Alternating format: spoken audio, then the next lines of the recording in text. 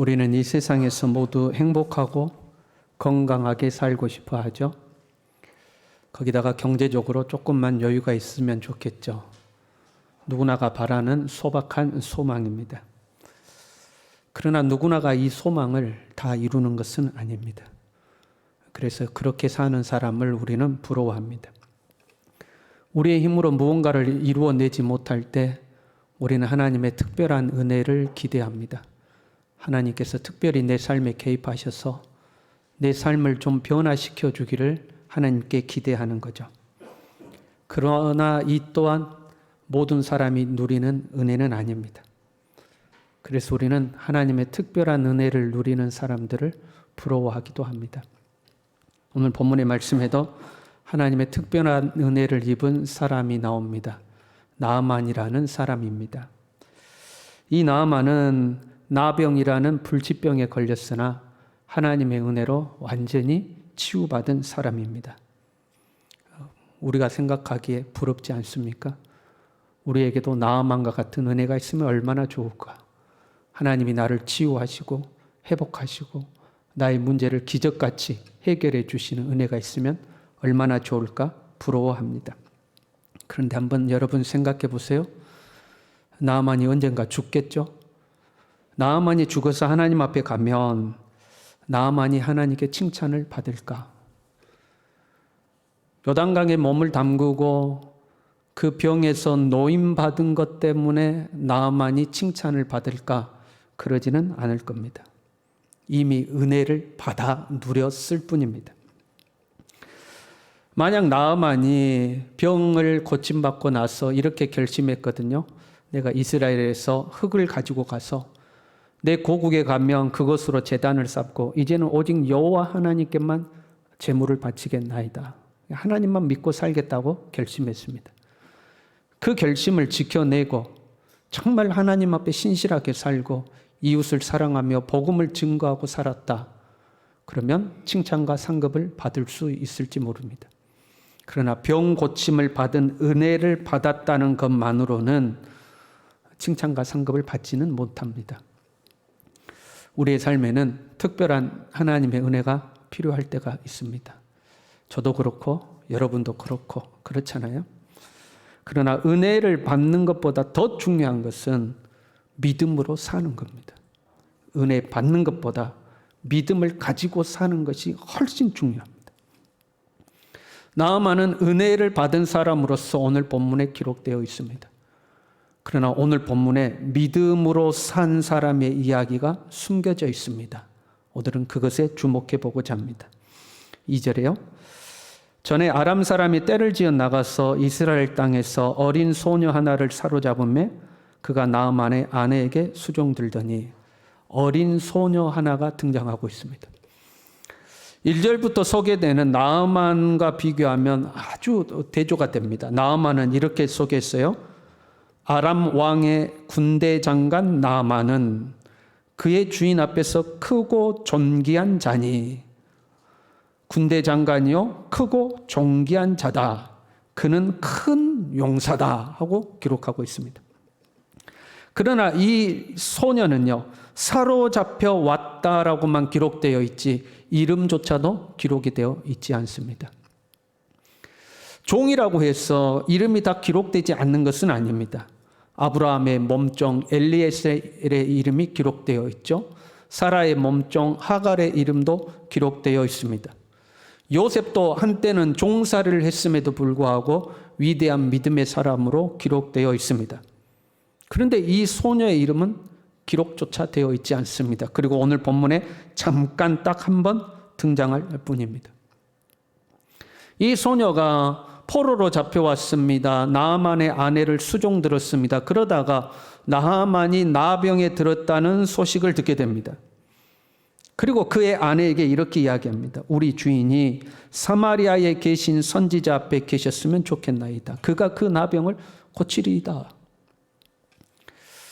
아람과 이스라엘은 적대 관계에 있었습니다. 나아만은 이스라엘의 적대국인 이 아람의 군대 장관, 지금으로 말하면 국방부 장관이나 육군 참모총장 정도 되는 직위를 가진 사람입니다.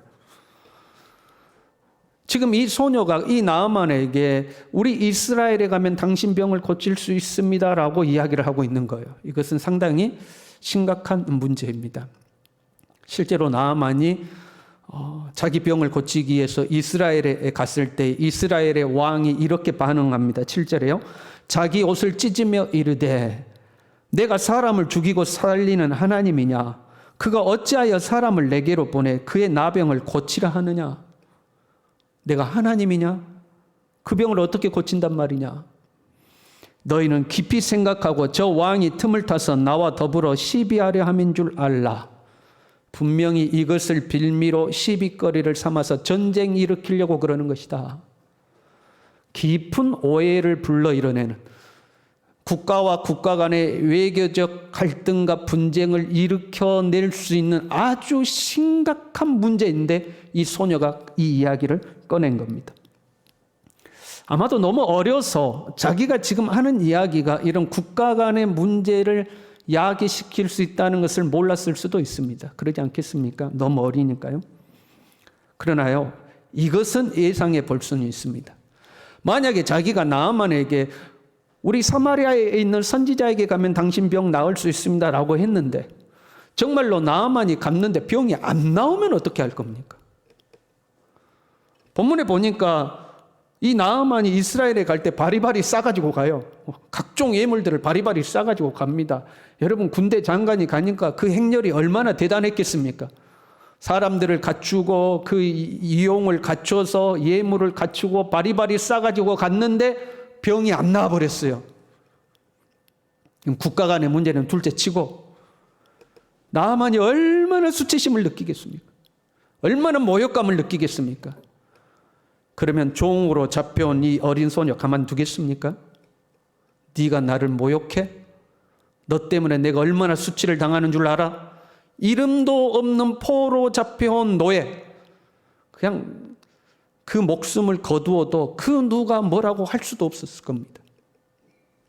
엄청나게 자기 자신에게도 위협이 될 수 있는 이야기를 이 소녀는 지금 하고 있는 겁니다.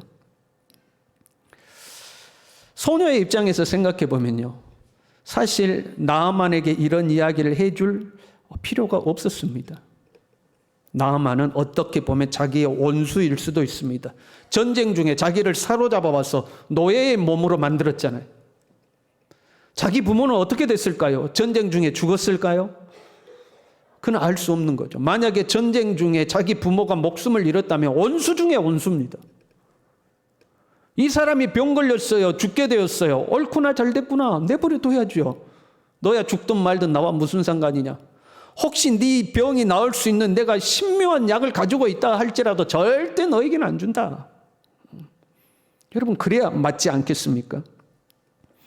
그런데 이 사람을 위해서 자기의 목숨을 걸고 사마리아에 있는 우리 선지자 만나면 당신 병 꼭 낫습니다 하고 이야기를 하고 있는 겁니다. 아마도 이 소녀는 자기가 하고 있는 발언이 자기의 목숨을 위협한다고 생각하지 않았던 것 같습니다.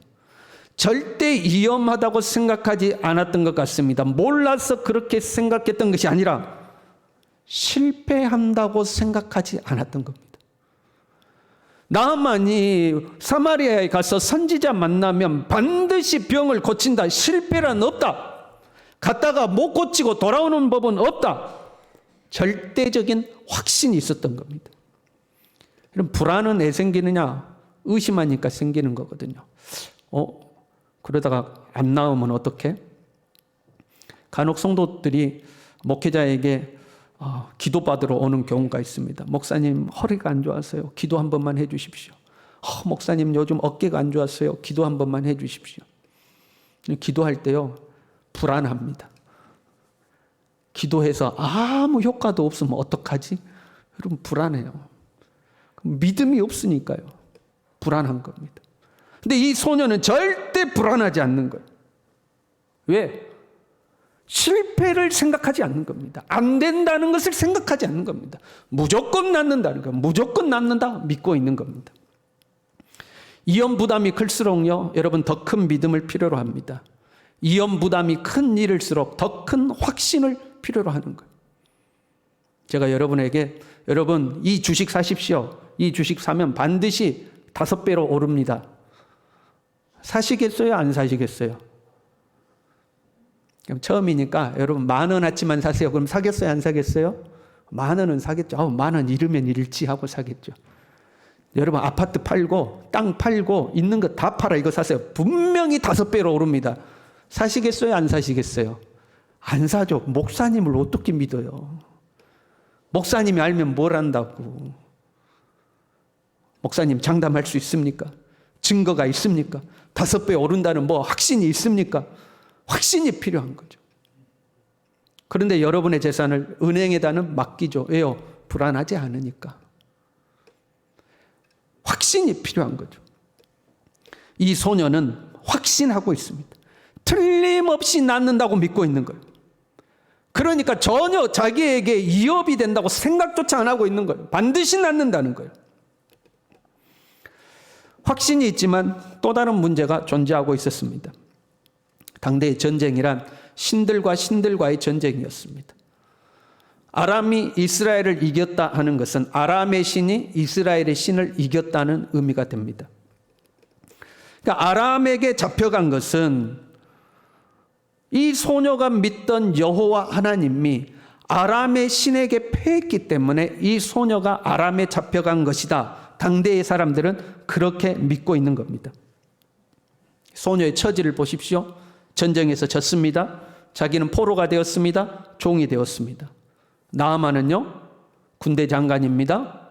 전쟁의 승리자입니다. 존귀한 자입니다. 승리자가 패배자에게 자비를 베푸는 거지, 패배자가 승리자에게 자비를 베푸는 법이 아닙니다.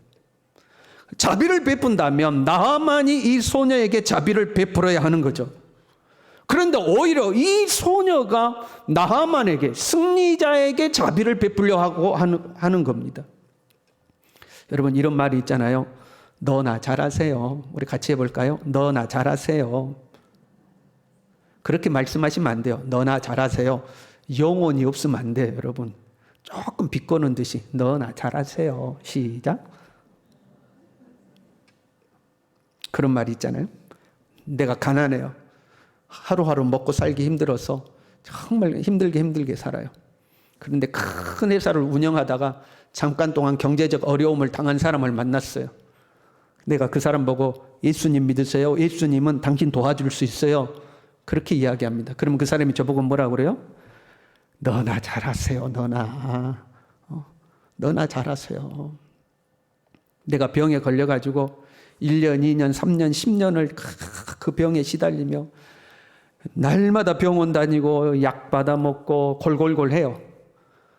그런데 건강하던 사람이 어느 날 딱 병에 걸렸어. 내가 그 사람 보고 만나가지고 예수 믿으세요. 예수님은 당신 병 고칠 수 있어요. 그럼 그 사람이 저보고 뭐라고 그래요? 너나 잘하세요. 너나 보고 나한테 그런 이야기 하세요. 여러분 그러지 않겠어요? 지금 전쟁에 실패해가지고 포로 잡혀온 종이 전쟁에 승리한 군대 장관을 보고 우리 동네 선지자 만나면 당신 나을 수 있습니다. 그러면 사람들이 뭐라고 그래요? 너나 잘하세요. 네 꼬라지 보세요. 네 꼬라지. 전쟁에서 져가지고 포로 잡혀가지고 종살이 하는 주제를 알아야지. 그렇게 말하지 않겠습니까? 코로나 이후에요, 교회 다니는 것이 점점 더 어려워지고 있습니다. 교회에 오면 코로나에 감염되기 때문에 교회에 오는 것이 어려운 것이 아니라 사회적 시선 때문에 교회에 오는 것이 어려워지고 있습니다. 마치 교회가 집단 감염의 근원지인 것처럼 사회가 인식하기 시작했습니다. 어느 순간부터요. 교회에 다니는 것을 자기가 속해 있는 공동체에 피해를 끼치는 것처럼 생각하는 거예요. 현재도 그렇죠? 지금의 상황을 보면 여러분, 코로나가 그 어느 때보다도 아주 확진자가 늘어나고 있는 상황이지만 사회적인 활동은 다 하고 있습니다. 그렇지 않습니까? 우리 자녀들이 학교를 다니니까 학교를 보더라도 그렇습니다. 학교에서요, 날마다 확진자가 나옵니다. 오늘은 3명이 학교 안 나왔다. 우리 반에 7명이 결석했다. 어제 내 옆에 앉았던 애가 몸이 안 좋아서 집에 갔는데 양성 나왔다. 뭐 그런 일이 비일비재합니다. 그런데도 학교는 다 다닙니다. 내 옆에 짝꿍이 확진당했어도 나는 그 다음날 학교 가는 거예요. 오히려 학교에서 오라고 그러더라고요. 그런데 교회는 못 가게 합니다.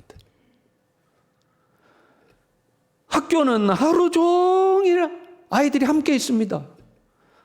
교회는 딱 1시간 앉아있다 갑니다. 학교에서는 밥도 같이 먹습니다. 교회에서는 그 어떤 음식도 같이 먹지 않습니다. 그런데도 교회 가면 큰일 날 것처럼 생각해요.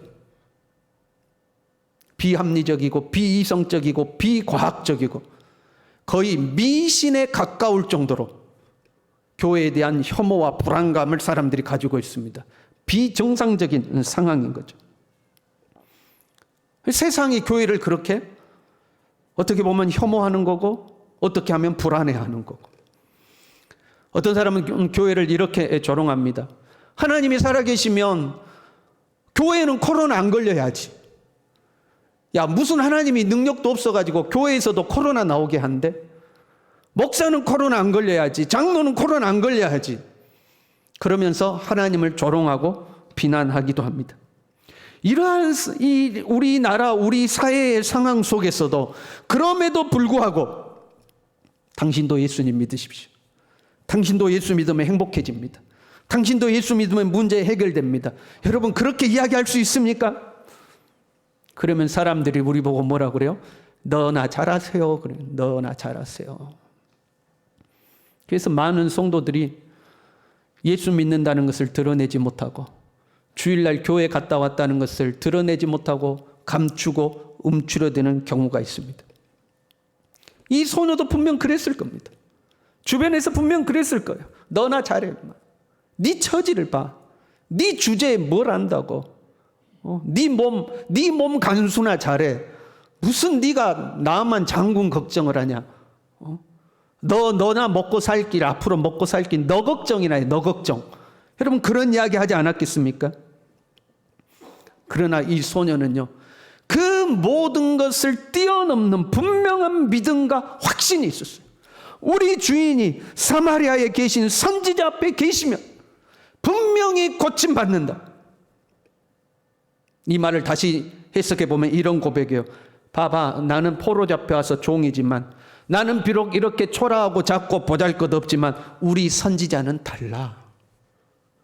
우리나라에 있는 하나님의 종 그 선지자는 달라. 나는 비록 초라하지만 그 선지자 만나면 반드시 나을 수 있어. 내가 아니라 선지자 만나면 돼 하고 이야기하고 있습니다. 우리가 사는 세상은 경제력을 굉장히 중요하게 생각합니다. 사회적 지위와 신분, 명성을 중요하게 생각합니다. 그런 것을 가진 사람은 목소리가 커집니다. 은근히 신앙인들도 세상에서 성공한 사람, 세상에서 높은 지위에 오른 사람은 자기의 신앙을 자신 있게 이야기합니다. 당신도 예수 믿으세요? 저처럼 성공합니다. 이야기합니다. 그런데 드러낼 것이 없는 사람은 우리의 신앙을 나타내기를 주저합니다. 왜? 내가 보여줄 것이 없으니까. 근데 여러분 기억하세요? 예수님은 우리에게 나의 경제력, 사회적 지위, 사회적 명예를 자랑하라고 한 적이 없어요. 너희는 세상의 빛이다, 세상의 소금이다 말씀하시면서 너희의 착한 행실을 보고 사람들로 하여금 하나님께 영광을 돌리게 하라. 우리가 세상에 나타내야 될 것은 우리의 선함입니다. 우리의 지위와 명예와 권세가 아니다 이 말이에요. 내가 얼마나 부유한지, 내가 얼마나 건강한지, 내가 얼마나 성공했는지 나를 나타내는 것이 아니라 예수 그리스도를 소개하는 겁니다. 나 말고 예수님을 만나세요. 예수님을 만나세요.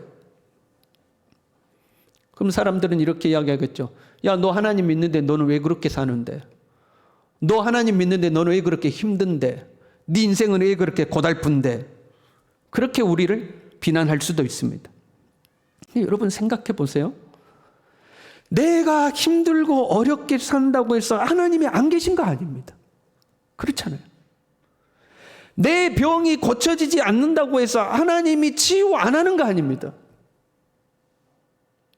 하나님은 사람마다 다르게 역사하실 뿐입니다. 어떤 사람은 예수님을 만나자마자 그 자리에서 즉각적으로 치유받는 사람이 있습니다.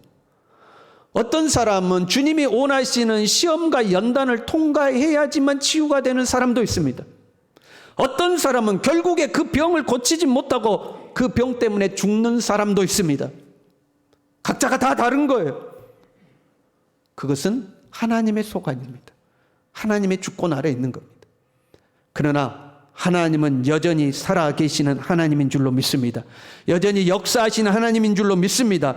여전히 치유하시고 고치시고 회복하시고 축복하시는 하나님이신 줄로 믿습니다.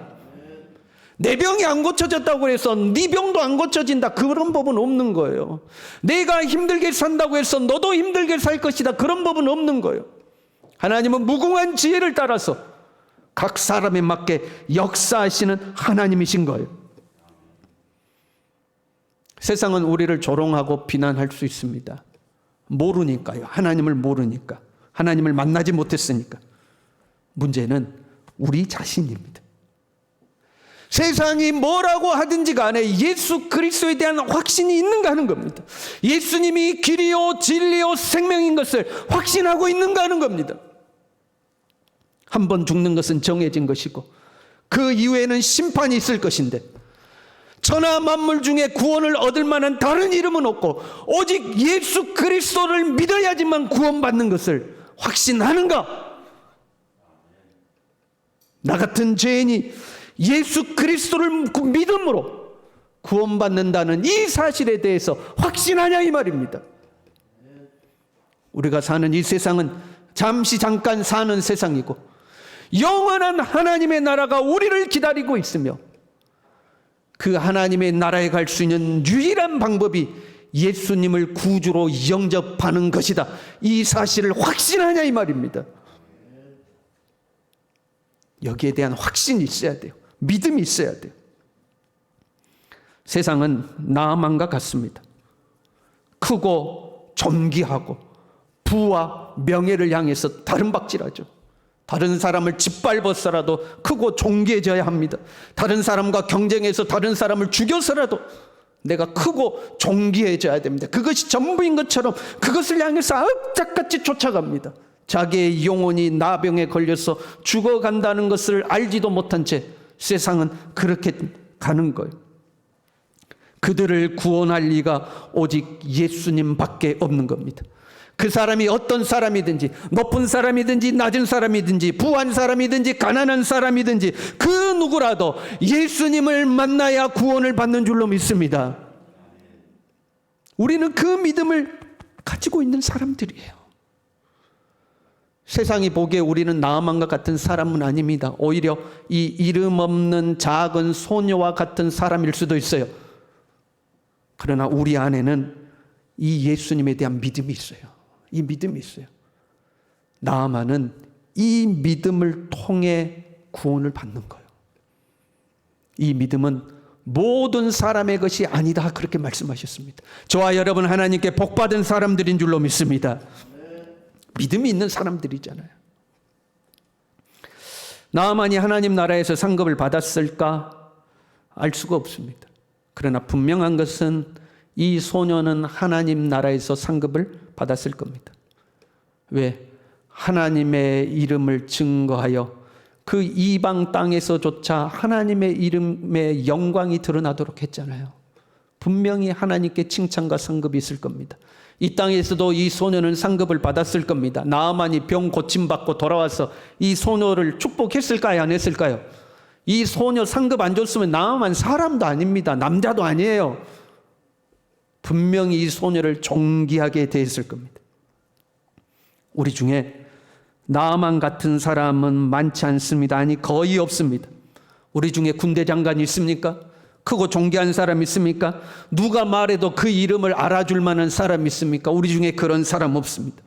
우리 중에 모세와 같이 위대한 역사를 이룬 사람도 없습니다. 아브라함과 같은 믿음의 사람도 없습니다. 엘리사와 같은 위대한 업적을 남긴 사람도 없습니다. 오히려 우리는 이 이름 없는 어린 소녀와 같은지도 모르겠습니다. 지금껏 고생하고 살았습니다. 지금도 고생하는 성도들이 있습니다. 앞으로도 고생이 우리 앞길에 기다리고 있을지도 모르겠습니다.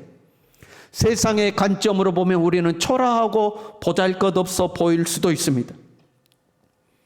그럼에도 주님은 우리 안에 있는 믿음을 보시는 줄로 믿습니다.